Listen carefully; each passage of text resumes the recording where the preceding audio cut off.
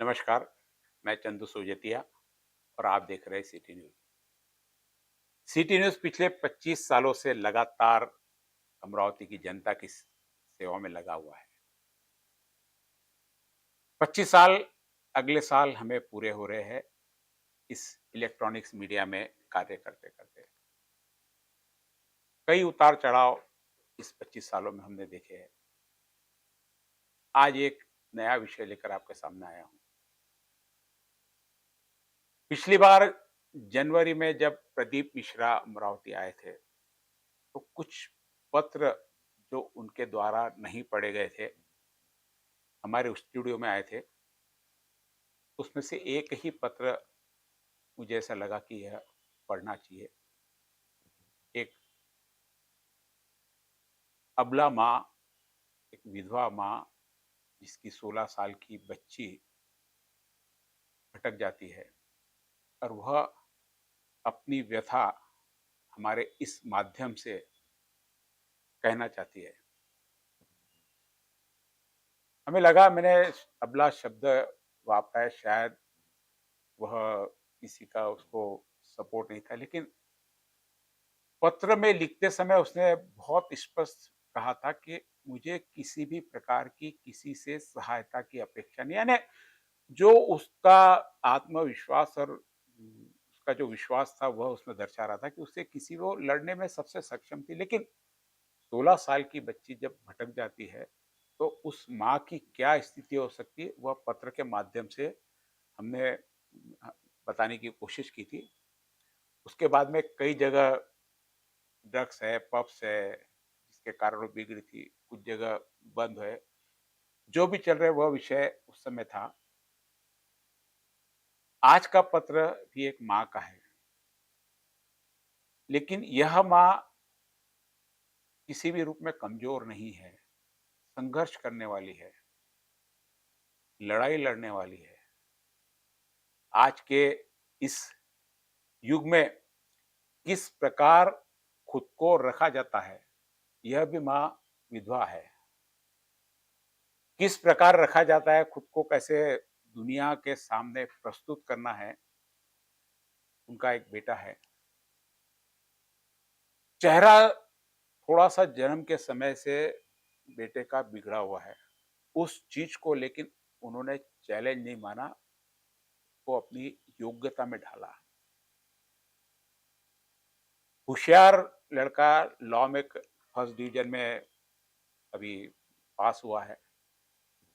यानी सब तरफ से परिपक्व, परिपक्व शब्द मैं इसलिए यूज़ कर रहा हूँ क्योंकि हम देखते हैं कि आज की युवा पीढ़ी बहुत हॉट टेम्पर होती है। कोई ने कुछ थोड़ा-सा भी कहा तो बहुत ज़्यादा एग्रेसिव होकर उसका प्रतिरोध करती है। सिस्टम का हो, माँ-बाप का हो, समाज का हो, आज की युवा पीढ़ी कहीं किसी की सुनने के इसमें नहीं है। हमने कई मामलों में देखा, ड्रग्स के एडिक्ट देखे हमने, पढ़ाई नहीं करने वाले देखे तो पढ़ाई करने वाले भी देखे हैं, पढ़ाई का प्रेशर सहन करने वाले भी देखे हैं, तो पढ़ाई से भागते हुए लोग भी देखे हैं। युवा वर्ग में हर प्रकार का युवा हमने देखा है। आज का यह युवा जिसकी मैं कहानी कहानी कहो या उस माँ का पत्र है जो हमारी पुलिस की व्यवस्था को झंझोड़ देता है। जो पत्र में लिखा, हालाँकि हमने बहुत सारी आपराधिक घटनाएँ, पुलिस के गलत व्यवहार की घटनाएँ, अभी गाड़गे नगर में महिला के साथ मारपीट की घटना, तो कहीं किसी का जबरदस्ती पुलिस द्वारा से परेशान किया जाए, ऐसे बहुत सारे मामले रोजाना हम देखते हैं, लेकिन आज का मामला इन सब चीजों से अलग हटके है। निश्चित रूप से यह मामला कहीं भी माफी योग्य नहीं है, लेकिन ऐसे कई घटनाएं, कई प्रकरण हो जाते हैं जो व्यवस्था को देखते हुए हम कहते हैं कि सहन कर लिया जाता है। एक सहन करना और एक समझदारी से उस चीज को अपना लेना। अपना लेने बहुत सारी व्यवस्था है जो हमें लगता है कि बराबर नहीं है, लेकिन सारे लोग उस सिस्टम में चल रहे हैं, तो वो व्यवस्था अपना लेते हैं। लेकिन कभी-कभी परिस्थिति ऐसी आ जाती है, इसको अपनाना या इसका प्रदर्शन करना या इसका विरोध करना कुछ समझ में नहीं आता। बहुत सारी कई घटनाएँ ऐसी होती है कि जिससे अंदर से आदमी आग बबूला हो जाता है और सामने वाला क्या है ये पोज़ीशन देखने के बाद में बहुत ज़्यादा एग्री कई परिस्थिति ऐसी आ जाती है। इस पत्र में भी ऐसी परिस्थिति आई है। लेकिन मैंने कहा कि आज की युवा पीढ़ी होशियार पूरी आज की युवा पीढ़ी है। उसके पास एक क्लिक पे मोबाइल के क्लिक पे सारे विश्व का ज्ञान उपलब्ध है। इससे हम होशियार कह सकते हैं। लेकिन होशियारी के साथ में यदि समझदारी आ जाए, तो वह व्यक्ति किस प्रकार विपरीत परिस्थितियों में भी स्वभाव को शांत रखकर वो परिस्थिति से निकल जाता है। ऐसा एक पत्र मेरे पास में है। मैंने बताया कि पुलिस की व्यवस्था को झंझोड़ता हुआ और कहीं पे भी इसमें लगता नहीं कि जिन लोगों ने यह काम किया उन्हें माफ करना चाहिए। लेकिन इस पत्र में वो शिकायत भी नहीं कर रहे हैं, परिस्थिति समझ रहे हैं।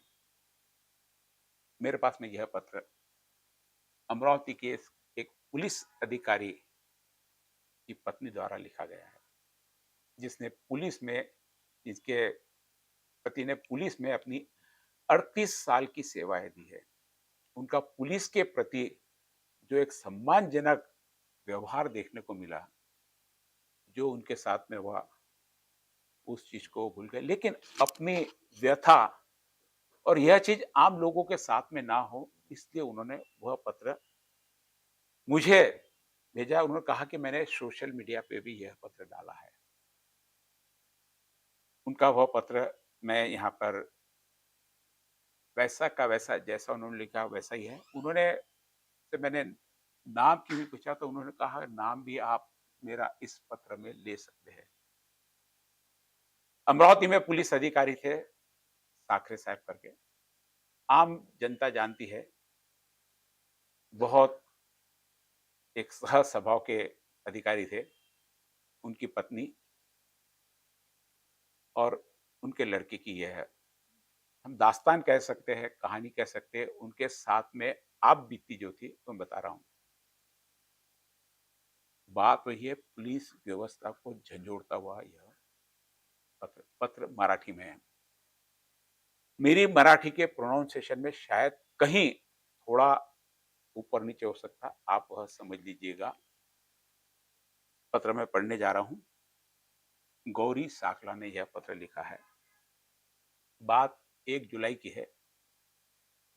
मैं थोड़ी पूर्व बता दूं कि यह समय क्या था। समय 11 सवा 11 का था। 1 तारीख से नए कानून पूरे देश में लागू हो गए। आईपीसी हटा दी गई, दूसरे नए कानून। इसके लिए सभी पुलिस स्टेशन में पुलिस आयुक्तालय की तरफ से माहिती देने के लिए कार्यशाला का आयोजन किया गया था। उसी में राजापेट पुलिस स्टेशन में भी करीब 11 से साढ़े 11 बजे के बीच में कार्यशाला थी। उस समय का यह माहौल है। मैं पत्र पढ़ रहा हूँ सीधा। मैंने यह चीज पूर्व भूमि इसलिए कि क्यों ऐसा हुआ होगा यह बताने की कोशिश की। पत्र मैं पढ़ने जा रहा हूँ। 1 जुलैच्या सकाळी 11:15 वाजता मी आणि सुमेध, मी याने जिन्होंने मुझे पत्र लिखा यानी गौरी और सुमेध उनका लड़का, 11 वाजता मी आणि सुमेध राजापेठच्या मिलन मधून नाश्ता करून डी मार्ट कडे मार्केटिंगला निघालो. नेहमीप्रमाणे आम्ही स्कूटरवर होतो. उनका जो रूटीन का प्रोग्राम उन्होंने बताया है. आणि स्कूटर सुमेध चालवत होता. मी त्याच्या मागे बसले होते. हॉटेल मिलन पासून जवळपास 60 ते 70 फुटावर चौरस्ता येतो. या त्यावरच एक बाजूने रघुवीर हे मिठाईचे मोठे दुकान आहे. त्याच्या बाजूने रस्ता जाऊन लगेच 30-40 फुटावरती राजापेठ पोलीस स्टेशन आहे. दिवसाचे 20 तास हा रस्ता प्रचंड गर्दीच्या आणि रहदारीचा असतो. आप मेरे साथ में जो ये आप एक फुटेज देख रहे हैं या वीडियो देख रहे हैं, यह उसी जगह का फुटेज है जहां पर इस माँ बेटों के साथ में एक लाइन का हादसा, सिर्फ एक लाइन, उसके ऊपर यह पूरा पत्र और पूरा यह एपिसोड तैयार हुआ है। सिर्फ एक लाइन। भीड़ आप देख रहे हैं किस प्रकार से है। इसमें बता दो कि यह भीड़ जहाँ है, उससे 20 फुट 30 फुट की दूरी पे आपको 5 पुलिस वाले दिख रहे हैं। रास्ता यहाँ पर चल रहा है, रास्ते पर किसी भी प्रकार की ट्रैफिक की व्यवस्था के लिए चौरास्ता है। एक तरफ से महानगर पालिका और गौरीन होटल पूरा मार्केट है महानगर पालिका का, और बड़ी एक कंप्यूटर की दुकान है, बाजू में मिलन मिठाई की है, रघुवीर की है, बाजू में पुलिस स्टेशन है, सामने बंधु है, और पूरा रास्ता कंटिन्यू बहने वाला रास्ता है ये। यह रास्ता कभी शांत नहीं रहता है। कहा कि 20 घंटे यह रास्ते पे लगातार ट्रैफिक रहता है, और इस चौक पे कोई भी किधर से भी पुल से आता हुआ यू टर्न लेता है, पुल पे जाने वाला यू टर्न ले लेता है।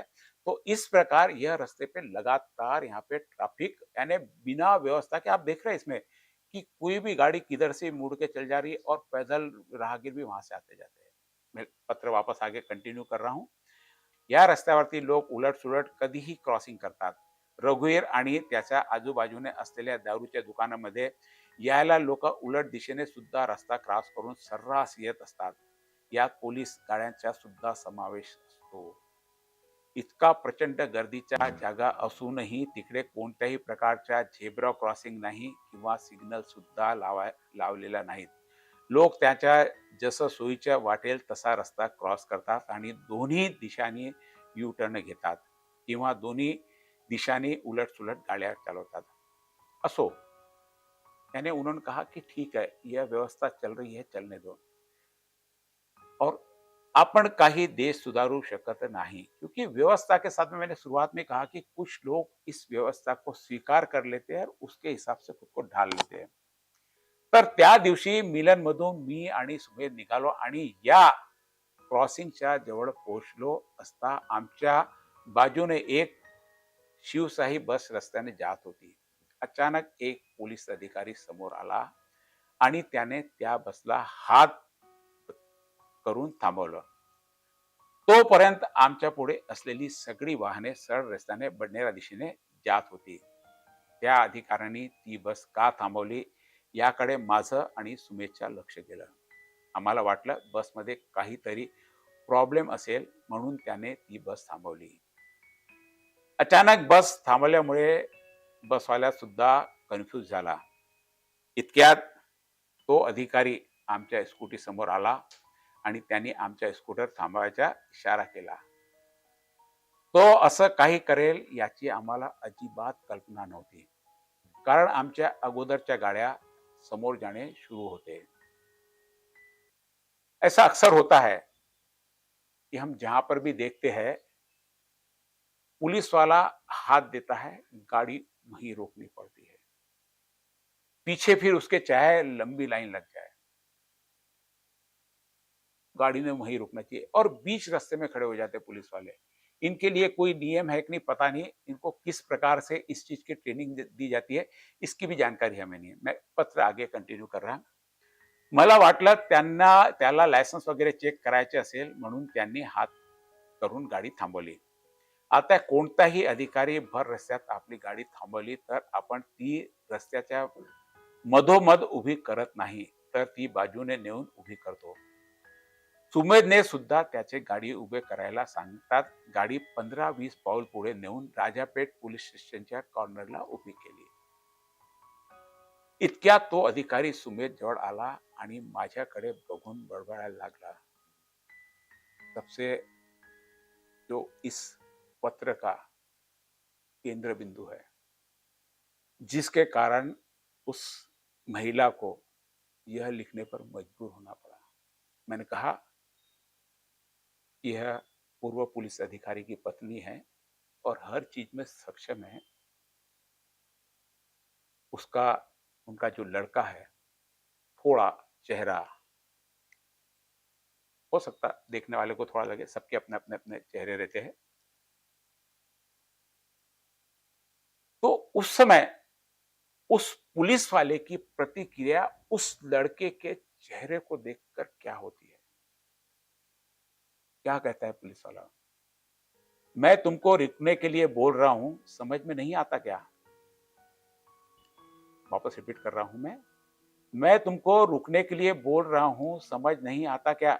एक तो गाड़ी ऐसे पागल लड़के के हाथ में दी है। एक माँ के सामने उसके लड़के को इस प्रकार की भाषा का उपयोग करना, उस पे तंज कसना, उसे अपमानित करना, वह भी ऐसे समय कि उस लड़के की किसी प्रकार की कोई गलती नहीं। बीच रास्ते में पुलिस हाथ दे देती है। उसने सिर्फ इतना किया कि गाड़ी थोड़ी साइड में रह के पुलिस वाले से बात कर ले, भागा नहीं था। कई लोग तो हमने देखा कि पुलिस वाले हाथ देते रहते हैं और टेबल सीट सुर्र करके भाग जाते हैं। पीछे से सिर्फ वो हाथ में खिलौना रहता है, उससे फोटो लेते रहते हैं। रोजाना ऐसे सीन आपको देखने में, लेकिन वह लड़का, मैंने शुरुआत में बताया था लड़के के स्वभाव के बारे में, क्योंकि पत्र में 2-3 बार पढ़ा, मुझे भी लगा कि यह पत्र पढ़ना चाहिए। मैं वापस उसका आपको संवाद पढ़ रहा हूँ, जो उस पुलिस वाले ने कहा, मैं तुमको रुकने के लिए बोल रहा हूँ, समझ में नहीं आता क्या? एक तो गाड़ी ऐसे पागल लड़के के हाथ में दी है। ऐसा सुनने के बाद में उसकी माँ की जो प्रतिक्रिया थी, उन्होंने लिखा है इसमें, मी अत्यंत गरम डोक्याची बाई, त्या युनिफॉर्म घातलेल्या ऑफिसरला तिकडेच थोबळलं असतं. पण माझ्या सुमेधनं मला सांगितलं आहे की माझ्यावरून कोणी काही बोलू तर तू अजिबात वाईट वाटून घ्यायचं नाही आणि अतिशय शांत राहायचं आहे. कारण सुमेध अगदी त्याच्या वडिलासारखा अतिशय शांत आणि प्रचंड प्रचंड समजूतदार मुलगा आहे. मी त्या अधिकाऱ्याकडे काहीच बोलले नाही. माझ्या डोक्यात संतापाची इतकी तिडीक गेली होती की मी त्याचे नाव सुद्धा पाहिले नाही. इतक्यात बडनेराकडून येणारा रस्ता दिशेने यू टर्न घेऊन अमरावतीच्या पोलीस कमिशनरची आणि त्याच्या मागे आणि पुढे असलेल्या ताफ्याची गाडी राजापेठ पोलीस स्टेशनमध्ये गेली. एका शहराच्या पोलीस कमिशनर जर रस्त्यावर जात असेल तर तिथे असलेले ड्युटी अधिकाऱ्याला इतकं अस्वस्थ होऊन, इरिगेट होऊन ट्रॅफिकमध्ये दखल देत ट्रॅफिक भर रस्त्यात थांबवायची काहीच गरज नव्हती.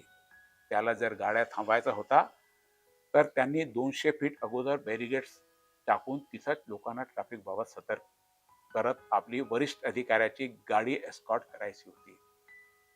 मला इथं इतकंच म्हणायचं आहे की माझा मुलगा दिसायला प्रॉब्लेमॅटिक असला तरी त्याच्या मेंदूमध्ये अजिबात प्रॉब्लेम नाही. पण आपल्या वरिष्ठ अधिकाऱ्यापुढे हाजी हाजी करणारे या बिनडोक अधिकाऱ्यामध्ये मेंदूमध्ये प्रॉब्लेम आहे आणि हे खरं तर प्रॉब्लेमॅटिक लोक आहेत. त्या अधिकाऱ्याला जर माझ्या मुलाबाबत आणि त्याच्या काही ड्रायव्हिंग बाबत जर काही शंका होती तर त्यांनी तिथंच त्याला ड्रायव्हिंग लायसन्स तपासायला हवे होते.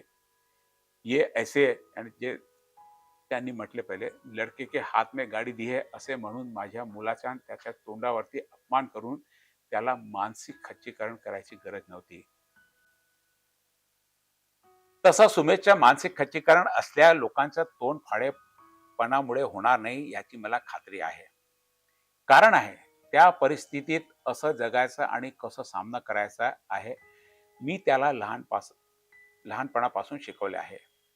मी त्याला हे समजले आहे की तुझ्या दिसण्यामध्ये प्रॉब्लेम आहे, जे लोकांना स्पष्टपणे दिसते.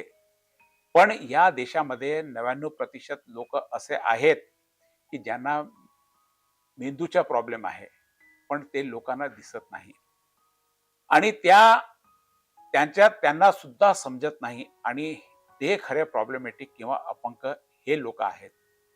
तेव्हा त्यांना तुझी दया यायचं किंवा तुझ्याबद्दल विचित्र वाटायचं कारण नाही. ते लोक मेंदूने दिव्यांग आहेत. महत्वाचा मुद्दा म्हणजे जर माझा मुलगा प्रॉब्लेमॅटिक असेल आणि तरीही तो ट्रॅफिकमध्ये गाडी चालवत असेल तर त्या समाजासाठी धोकादायक होतं आणि जर त्या अधिकाऱ्याला ही गोष्ट लक्षात आली होती तर त्यांनी तिथल्या तिथं त्याच्याकडे लायसन्स नाही म्हणून त्याला पनिश करायला पाहिजे होता किंवा आपल्या वरिष्ठ अधिकाऱ्याकडे त्याची तक्रार करणे आवश्यक होते. माझा नवरा सुद्धा जवळपास 38 वर्ष पोलीस खात्यामध्ये होता. त्यांनी नोकरी केली होती. पोलिसांना पोलीस म्हणून काम करण्यापेक्षा वरिष्ठाची सेवा करणे आणि राजकीय लोकांमागे जाणे हे जास्त महत्त्वाचे असते. हे मला माहीत आहे आणि त्यामुळेच हे लोकं जास्त पैनिक होऊन काम करतात. अमरावती शहर हे तसं शांत असल्यामुळे आणि आमच्या संपूर्ण जन्म मुंबईत गेल्यामुळे मुंबई पोलिसांना किती काम असते आणि त्या तुलनेने अमरावतीत किती काम असते हे मला चांगले माहीत आहे. छोट्याशा कामामुळे जर पोलीस असे पॅनिक होऊन लोकांच्या अंगावर जाऊन एखाद्या तोंडावरची अपमानास्पद वाटेल असं बोलून त्याला अपमान करून त्याच्या मानसिक खच्चीकरण करत असेल, तर या पोलिसाला ट्रीटमेंट देण्याची गरज आहे. 1 जुलैला संध्याकाळी सुमेधचा रिझल्ट आला आणि त्याने त्याच्या LLBच्या शिक्षण 68% मार्क घेऊन पूर्ण केले. माझा मुलगा दिसायला प्रॉब्लेमॅटिक असला तरी त्याचा इंग्रजीवर प्रचंड प्रभुत्व आहे आणि जर्मन भाषा सुद्धा तो अतिशय उत्कृष्टपणे बोलू शकतो, लिहू शकतो. मनाने सुद्धा तो प्रचंड स्ट्रॉंग आहे. प्रचंड विपरीत परिस्थितीत मला फक्त त्यांनी साथ देऊन मानसिक धक्क्यापासून सावरून आज सामान्य जीवन आम्ही दोघेही जगत आहोत. त्यामुळे मला इतकाच म्हणायचे आहे, की एखाद्या चेहऱ्याकडे बघून किमान शिकलेल्या लोकांनी तरी त्याच्या व्यंगावरती जाऊन त्याला जज करू नये. घरी आल्यानंतर मी सुमेधला विचारले, "काय रे, कायद्याप्रमाणे तू अशा अधिकाऱ्यावर काय कारवाई करू शकतो?" मला म्हणाला, "मम्मी, आपल्याला काय गरज आहे कोणावर कारवाई करायची? तो माणूस मेंदूने अधू आहे, त्यामुळे आपण त्याला समजून घेण्याची गरज आहे." तसं तर मी त्याच्या विरुद्ध दिव्यांग अॅट्रॉसिटी कायदा लावू शकतो. पण मी दिव्यांग नाही. दिव्यांग तो आहे. कारण तो इरिटेट झाला आणि त्याचे मेंदूवरचा ताबा सुटला होता. आणि नंतर हसत म्हणाला, की "मम्मी, किती झाला तरी तो माझ्या पप्पाचा नातेवाईक लागतो ना?" मी म्हटलं, "कोणता नातेवाईक रे?" तर म्हणाला, "पप्पा नेहमी म्हणायचे ना, संपूर्ण पोलीस खाते हा माझा परिवार आहे आणि मी नेहमी माझ्या परिवाराला सांभाळत आलो आहे. त्यामुळे तो माझ्या पापाचा नातेवाईक असल्यामुळे उनको माफ कर दिया."